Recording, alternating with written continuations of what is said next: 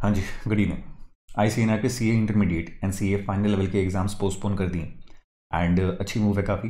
Because currently हमारा health care system जो है that is already burden with the existing number of cases of COVID and हमारे पास beds की कमी है, उतनी नहीं है हमारे पास बेड्स जितनी रिक्वायरमेंट है। ऑक्सीजन की कमी चल रही है, मेडिसिन की कमी चल रही है। And at this particular point of time अगर स्टूडेंट्स को मजबूर करा जाए कि एग्जाम्स देने के लिए आपको अपने घरों से बाहर निकलना पड़ेगा, स्टूडेंट्स के लिए भी रिस्की है, उनकी फैमिली के लिए भी रिस्की है।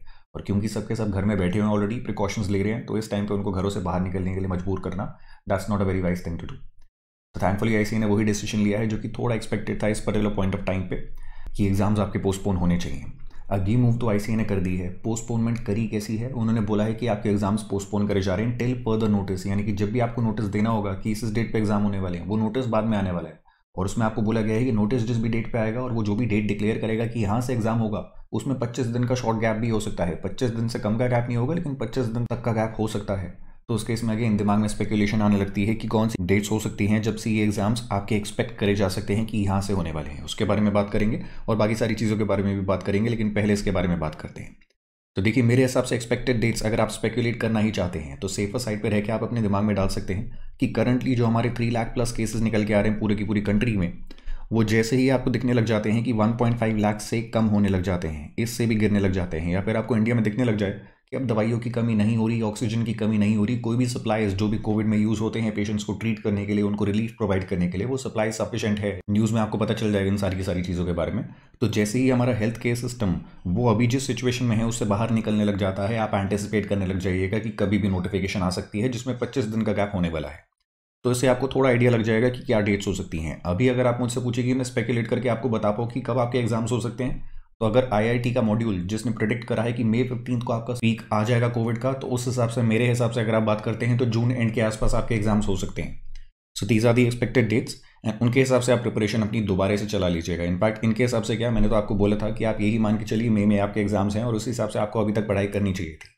अगर आप अभी तक प्रिपेयर्ड होंगे तो गोइंग फॉरवर्ड आपकी स्ट्रैटेजी क्या होने वाली है। अभी तक आपने सारे के सारे एमटीपीज जो भी मैंने आपको बताए थे, आरटीपीज जो भी मैंने आपको बताए थे, यहाँ पे मैं इनफैक्ट लिखता हूँ एमटीपी, आरटीपी, उसके साथ साथ पूरा आईसीआई का मॉड्यूल, ये सब आपने अभी तक कंप्लीट कर लिया होगा, क्योंकि मे अटेम्प्ट की अगर आप बात करते हैं तो वो 20 दिन में चालू होने वाली। इसके साथ साथ अभी आपके पास मॉक टेस्ट ये पेंडिंग होंगे, उनको कंप्लीट करिएगा जल्दी से। उसके साथ आप क्या करने लग जाइएगा, पास्ट ईयर के क्वेश्चन पेपर्स इनको करने लग जाइएगा, जितने कर सकते हैं करिए। 5 साल के पकड़ लीजिए, हर सब्जेक्ट के अंदर 10 अटेम्प्ट्स निकल के आ जाएंगी। सारे के सारे एग्जाम पेपर्स प्रैक्टिस कर लीजिए। जितनी प्रैक्टिस करेंगे क्वेश्चंस की, उतनी ही ज़्यादा आपकी ग्रिप बढ़ने वाली है। अभी तक मेहनत नहीं कर रहे थे स्पेकुलेशन करके कि एग्जाम्स पोस्टपोन हो सकते हैं, तो अपने साथ गलत कर रहे थे। आगे गलत मत करिएगा, अब एटलीस्ट पढ़ने लग जाइएगा। अब बात करते हैं बफर की। बफर आपके पास क्यों होना चाहिए। आपको भी कोविड हो सकता है अगर अभी तक नहीं हुआ है तो, और इनफैक्ट अगर पहले भी हो रखा है तो री इन्फेक्ट भी होते हैं लोग। आपको हो सकता है, आपके आसपास वाले लोगों को हो सकता है, तो अगर आपको हो जाता है तो भी आप पढ़ाई नहीं कर पाएंगे। आसपास वाले लोगों को हो जाता है, आपको उनका ध्यान रखना पड़ेगा। अगेन आपका टाइम एंड एनर्जी दोनों ही चीज़ें उसमें लगने वाली हैं।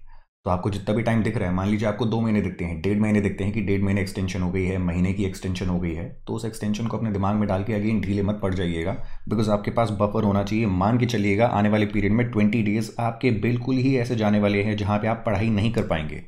ऐसा एज्यूम करके चलिए, और इस एजम्पशन पे ये मान के चलिएगा 10-15 दिन आपको एक्स्ट्रा मिल गए। वो 10-15 दिन एक्स्ट्रा मिलने की वजह से ये नहीं होना चाहिए कि आप पढ़ाई कम कर रहे हैं। अब आप आराम से बैठ गए कि नहीं, अब तो मैं आराम से बैठ रहा हूँ, मैं कुछ भी नहीं करने वाला। पढ़ाई करिए, एक्स्ट्रा चीज़ें ऐड कर दीजिए जो भी आप इन 10-15 दिन में एक्स्ट्रा प्रिपेयर कर सकते हैं।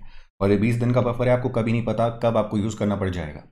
तो इससे बच के मत चलिएगा कि नहीं मुझे तो ज़रूरत नहीं पड़ेगी, बिकॉज जिन्होंने भी इससे बचने की कोशिश करी और बाद में कोविड हो गया है, उनको अटेम्प्ट छोड़नी पड़ रही है आज के टाइम पे, तो वो मत करिएगा। अब आपको एकदम से मिल गया 1 महीने 1.5 महीने एक्स्ट्रा एटलीस्ट, तो इसको यूटिलाइज करिएगा अच्छे से। एंड लास्टली, आप लाइव्स कैसे बचा सकते हैं। आज के टाइम पे सिर्फ पढ़ाई मत करिएगा, आप पढ़ाई करने के साथ साथ दिन में 1 घंटे 2 घंटे इसके लिए भी निकालिए। आप जिन भी लोगों को रिसोर्सेज की ज़रूरत पड़ रही है, ऑक्सीजन सिलेंडर्स की ज़रूरत पड़ रही है, बेड्स की ज़रूरत पड़ रही है, आईसीयू बेड्स की ज़रूरत पड़ रही है, वैक्सीन की ज़रूरत पड़ रही है, या फिर किसी भी और दवाई की ज़रूरत पड़ रही है जो कि वो खुद से नहीं एक्सेस कर पा रहे, आप मॉनेटरी तरीके से कंट्रीब्यूट कर सकते हैं, वो करिए। आप अपना टाइम कंट्रीब्यूट कर सकते हैं, वो करिए। आज के टाइम पे मॉनेटरी कंट्रीब्यूशन से ज़्यादा आपके टाइम की वैल्यू है। अगर आप टाइम लगा के थोड़ा बहुत, ये नहीं बस नंबर्स फॉरवर्ड कर रहे हैं, चेक अगर कर सकते हैं कि ये रिसोर्सेज किस किस जगह पे अवेलेबल हैं, और जो भी वेरीफाइड लीड्स हैं वो अपने दोस्तों को, रिश्तेदारों को, फैमिली वालों को, स्ट्रेंजर्स को, किसी को भी शेयर कर पाते हैं। This is nothing better than this. And दिन में घंटे 2 घंटे आप निकाल सकते हैं, या आप भी जानते हैं इस काम के लिए।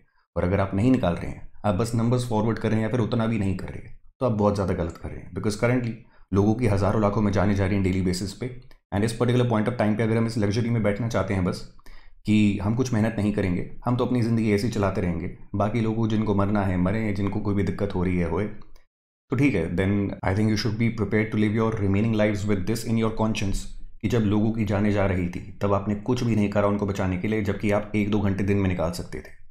मैं आपको ये नहीं कह रहा हूँ कि आप पूरी अपनी पढ़ाई छोड़ छाड़ के यही काम करने लग जाइए पूरे दिन, वो मत करिएगा।